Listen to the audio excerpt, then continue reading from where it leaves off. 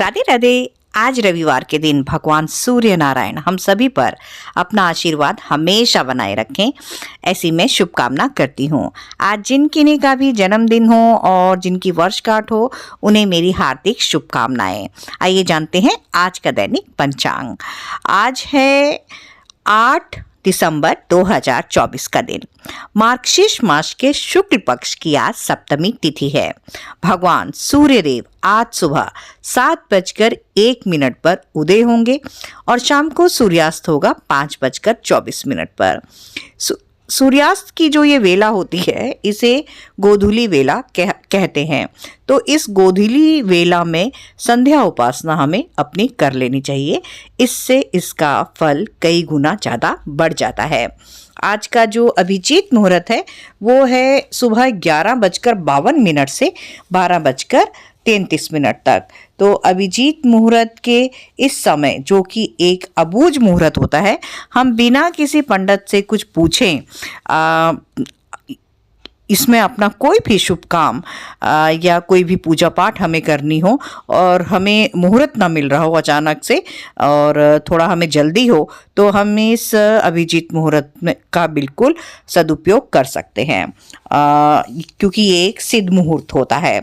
आज का जो राहु काल है वो होगा 4:06 दोपहर से 5:24 तक। तो राहु काल की इस अवधि में इस बात का विशेष ध्यान रखना चाहिए कि इस समय हम अपना कोई भी शुभ काम प्रारंभ ना करें और ना ही इस समय में हमें दक्षिण दिशा की यात्रा करनी चाहिए। योगों में आज है वज्र योग। वज्र योग एक ऐसा योग होता है जिसमें अगर हम किसी भी तरह की कोई खरीदारी करें तो उसमें हमें लाभ के बदले हानि ही होती है। जैसे कि अगर वाहन खरीदा जाए तो उसमें दुर्घटना, चोरी का भय बना रहता है। सोना खरीदने पर भी चोरी होने की आशंका रहती है। तो ये एक अशुभ योग होता है, तो इस योग में किसी भी खरीदारी से हमें बचना चाहिए। नक्षत्रों में आज चंद्रदेव गोचर करेंगे शतभिषा नक्षत्र में।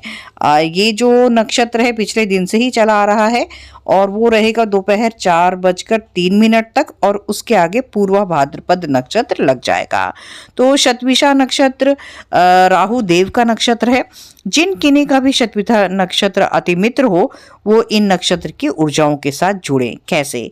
राहु देव के मंत्रों की चैंटिंग करके, मंडे की फास्टिंग करके, भगवान शिव शंभु के मंदिर में जाकर शिवलिंग पर जल अर्पण करके। राहु देव जो हैं वो हमारे कॉन्स्टिट्यूशन में नॉर्थ नोड माने गए हैं। ये स्वरभानु राक्षस की हमारी माइथोलॉजी में एक कहानी है जिसमें जो अमृत काल के समय जब उन्हें अमृत पिलाने उन्होंने पी लिया था और भगवान श्री हरि नारायण ने जब उनका सर धड़ से अलग कर दिया, लेकिन अमृत की वजह से वो अमर हो गए। और क्योंकि सूर्य और चंद्रमा ने उनकी चुगली की थी तो इस वजह से वो सूर्य और चंद्रमा को हमेशा ग्रहण लगाते हैं। तो ये राहु हमारा नॉर्थ नोड है और केतु हमारा साउथ नोड होता है।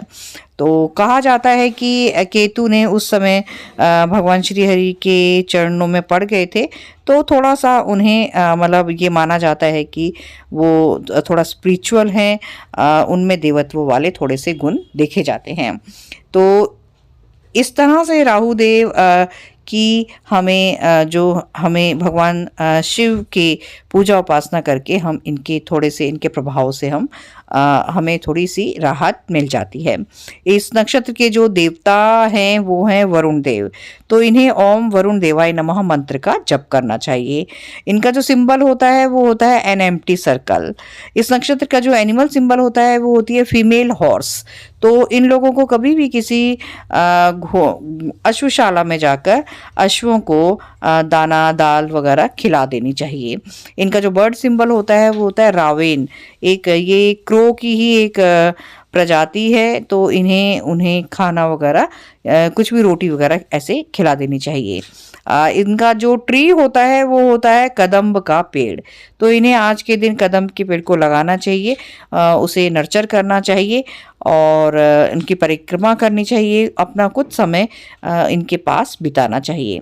तो इस तरह से इस नक्षत्र के इन ऑब्जेक्ट्स को का प्रयोग करके इन्हें इनके साथ जुड़कर हम अपने जीवन में अपने अति मित्र को एक्टिवेट कर लेते हैं। और लाइफ में अगर आपके साथ आपका अति मित्र हो तो जीवन में सुख समृद्धि बढ़ जाती है और शुभत्व आ जाता है। Thank you. राधे राधे।